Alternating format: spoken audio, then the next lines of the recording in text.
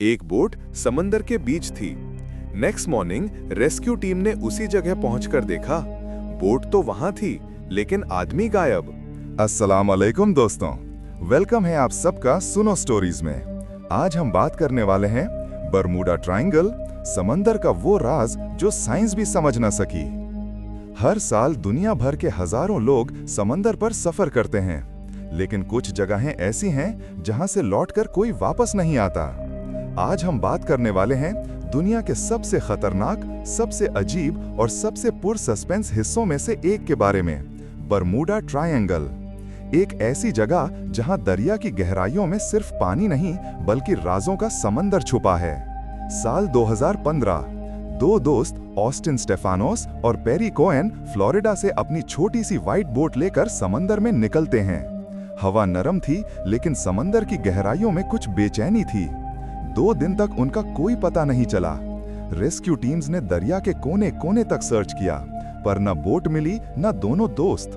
सिर्फ एक टूटा हुआ मोबाइल फोन और एक फोटो जिसमें वो दोनों मुस्कुरा रहे थे, उनके पीछे गहरा समंदर।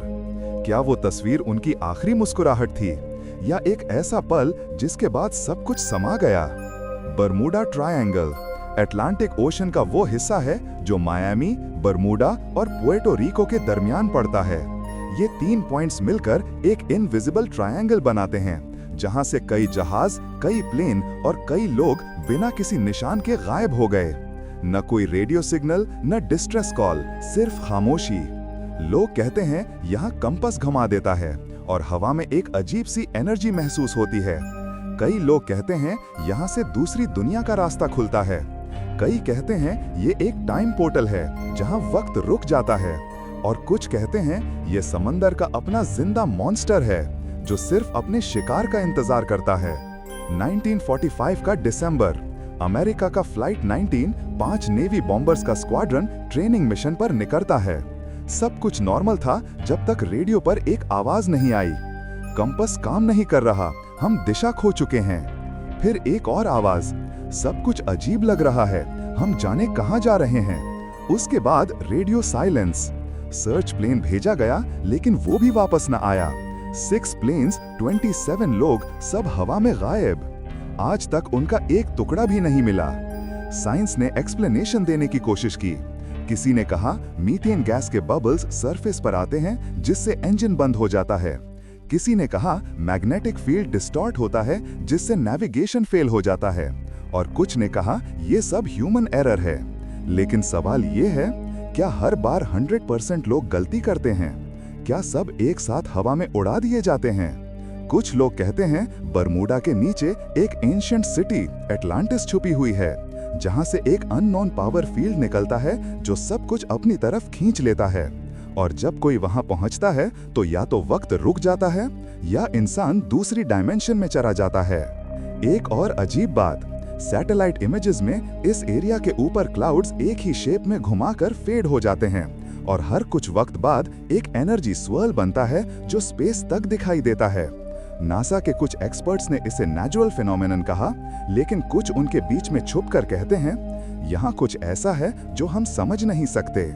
एक फिशरमैन ने बताया था, मैं जब बरमूडा के एज पर था, मेरा कंपास 360 डिग्री घूमा और मेरी वॉच रुक गई, लेकिन जब मैं लौट के देखा सिर्फ 10 मिनट गुजरे थे, पर समंदर पर सूरज 2 घंटे आगे था। क्या ये टाइम स्लिप था या कुछ और? ऑस्टिन और पेरी की कहानी भी शायद इसी राज में गुम हो गई। उनका मोबाइल फोन जब साइंटिस्ट्स ने देखा तो उसमें एक वीडियो मिली, सिर्फ समंदर का शॉट, लेकिन बैकग्राउंड में एक अजीब आवाज थी, जैसे हवा और पानी मिलकर कुछ कह रहे हों। फिर स्क्रीन ब्लैक, एंड। आज भी हर साल कुछ न कुछ रिपोर्ट होती है, boating signal vanish, plane radar से गायब, और कुछ लोग कहते हैं उन्होंने वहां लाइट्स और साउंड्स देखे जो एक्सप्लेन नहीं किए जा सकते। क्या बरमूडा ट्रायंगल कोई साइंटिफिक मिस्ट्री है या एक दरवाजा है किसी और जहां का?